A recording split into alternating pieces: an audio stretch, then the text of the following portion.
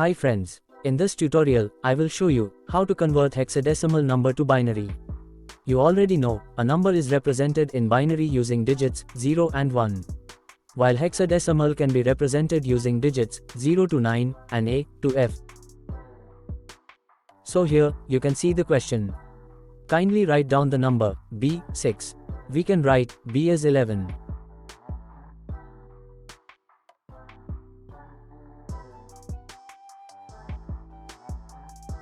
As you know, we use 4 bits for representing hexadecimal in number system conversion table.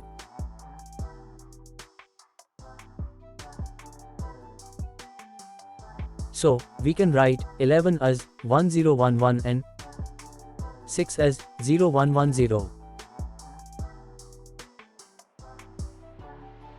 So, 1, 0, 1, 1, 0, 1, 1, 0 will be our final binary number. I hope that you have understood this concept. Please share this video and subscribe. If you want to know how to convert a hexadecimal to octal, then please watch the next video.